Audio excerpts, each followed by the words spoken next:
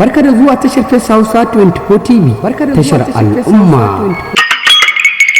Tofa labarai daga kasar jamhuriyar Nijar da ma Najeriya da ma kasar Faransa akan al'amuran da ke faruwa.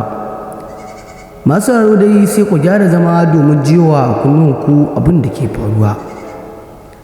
Masu mu dai barkanmu da wannan lokaci, barkanmu da simirin saba kasancewa da ku a cikin labaran namu dai na yanzu, wanda za ku ji cewa shugaban kasar jamhuriyar Nijar Abdulrahman Chani ya fito ya bayyana wa al'umma cewa shin da gaske kuwa za a ranke ruwan da take bawa Najeriya, wanda a yanzu tun bayan juyin mulki da Abdulrahman Chani yawa Muhammad Bazoum, shugaban ƙasa Bola Ahmed Tinubu ya yanke wuta da take kaiwa ƙasar jamhuriyar Nijar domin aikin ma'adanai. Don ku a yanzu shugaban ƙasa Abdulrahman Chani ya nema wa ƙasar jamhuriyar Nijar ci gaba.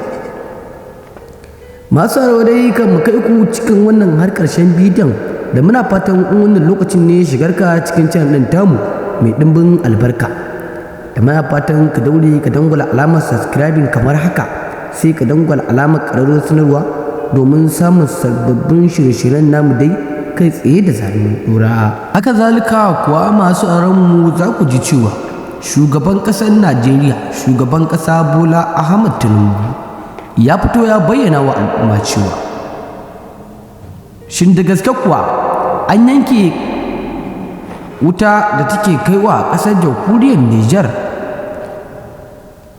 tun da jimawa, don tun bayan juyin mulki na jamhuriyar Nijar shugaban ƙasa Bola Ahmed Tinubu ya yanke wutar da take kaiwa zuwa ƙasar jamhuriyar Nijar ɗin.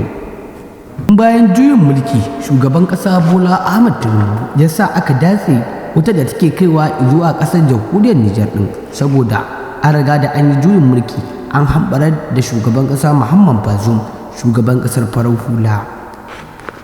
Saboda haka shugaban ƙasar Najeriya yake jin tsoron haka don kar ta kasance a cikin ƙasar ta Najeriya. Amma masu raro, wannan kaɗan daga cikin gundarin rahotannin labaran da muka kawo muku, su ku bi mu cikin labari na gaba domin jiwa kunnuwanku abin da ke faruwa. Allah ya samu dace.